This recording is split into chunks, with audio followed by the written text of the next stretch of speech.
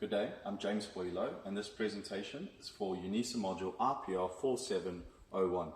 It's an Arduino-based project of a cap applicator and BLDC motor driver. So motivation for choosing this project. The company that I work for design electric torque heads for industry. They basically have an electric motor that rotates in head, and then they use pneumatics to actuate the jaws open and close. They use pneumatics for two reasons. The energy density, they're quite powerful, and also it simplifies the design quite a lot. They just have two slip rings that allow it to rotate and still actuate. My project has two outcomes. It's to design a low-cost BLDC driver and also a feasibility study to see whether an all-electric capping head is even possible and practical. So my initial design specifications called for current and speed control of the BLDC drivers. I also needed jaw pressure feedback to verify the capping torque. It needed to run on 24 VDC, as this is industry standard control voltage. The BLDC driver also required a 5 volt hall sensor feedback, and there needed to be a user interface for the test stand.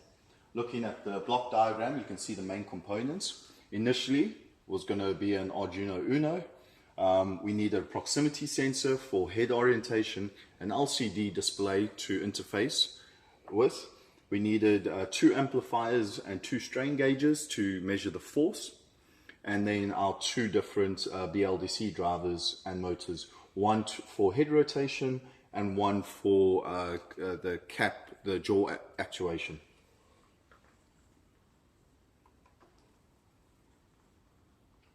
So the first thing that I did was tackle the mechanical design of the project to see if the head was even possible to manufacture. The heart of the jaw really has this coupling over here with a double race ball bearing that takes all the load of the pulling force needed to close the jaws. This cup over here actually rotates freely, so no torque is transferred onto this central shaft. The outer shaft is the one that rotates the head itself. Looking at this cutaway, we can see that shaft goes all the way through, and it goes into this coupling mechanism, which is constrained by 2 linear guides, and there's a ball screw and a ball nut, and this is what actually changes the rotational force of the motor into a linear actuation force to open and close the jaws. This is an overview of the design drawn in Inventor.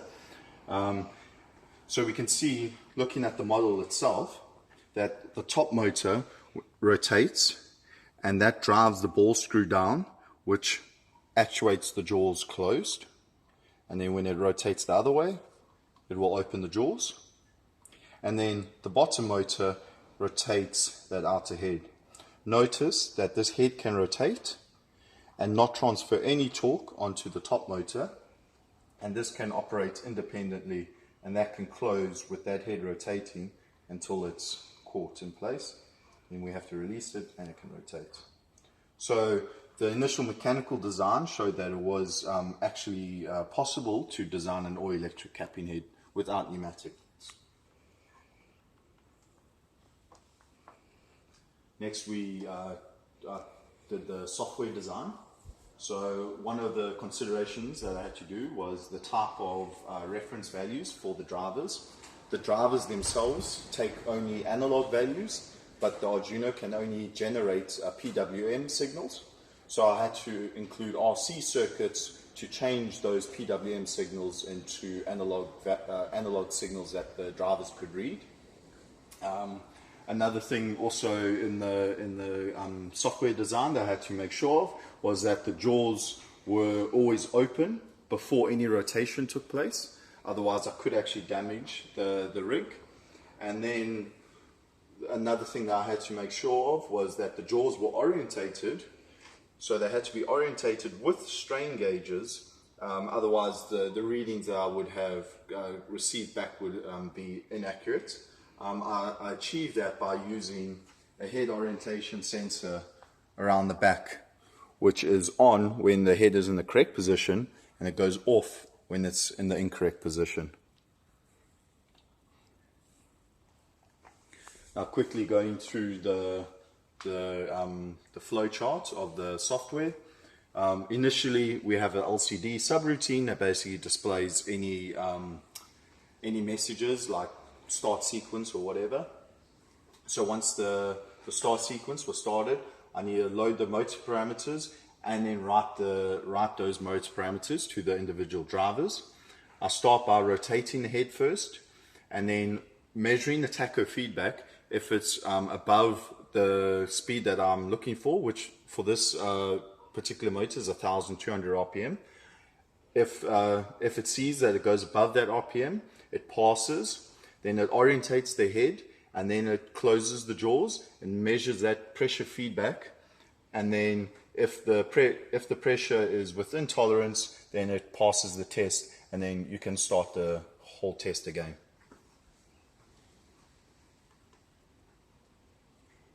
Next was the BLDC circuit design, driver design. Initially I actually started off designing this control board using an A390 MOSFET driver. It had external power circuit and then a separate control circuit. However, this design was quite complicated and didn't meet my operating requirements. So I started to look for a simpler design, and I ended up using an L6235 from ST, which is an integrated DMOS driver. So there's no external power circuits, it's actually all internal to the chip. We've got basically over here we have our Hall sensor interface, which is the 5-volt interface, and 3-phase 120 degree apart Hall sensors. We've got our RC off and RC pulse RC circuits. These are dialed in when the motor's running, and that determines how long the MOSFETs are off for when it reaches overcurrent condition or between phases. And then we've got our current sense resistors. So the voltage across these resistors are compared to our reference voltage coming in from our Arduino microcontroller. And when the voltage across these are greater than our reference voltage, it puts the chip into an overcurrent condition, and then it turns the MOSFETs off, the DMOSs off for a given amount of time. And basically I did a circuit design and a circuit board of the driver itself, which I got printed here.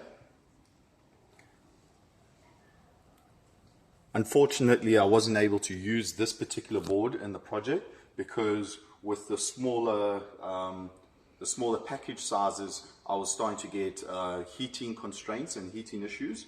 So the eventual chip that I went with was still an L6235, but in a dip package that could handle a lot more heat and current through it.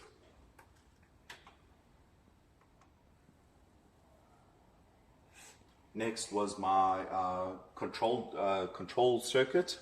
So I eventually had to go with Arduino Mega, not Uno, because I was running out of I/O. Over here you can see the two HX711 amplifiers that I used, and then the two load cells.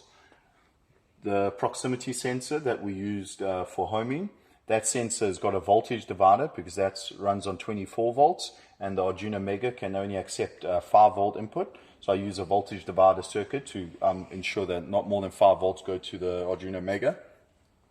We've got a 16:2 LCD display that's connected, and then we've got 5 input buttons that are also using a voltage division principle, and that goes into an analog input on the Mega.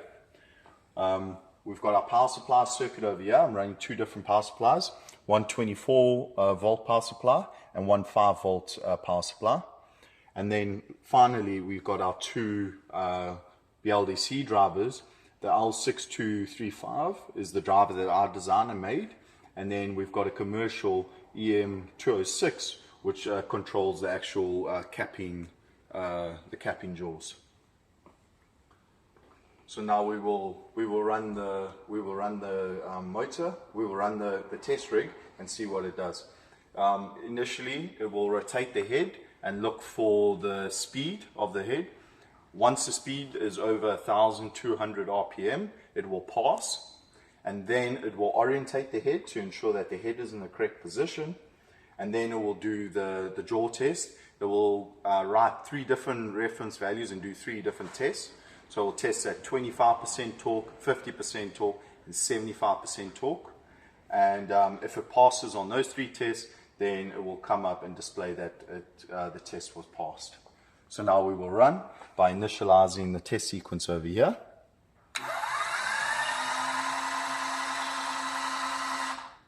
The head passed. Now it's orientating the head.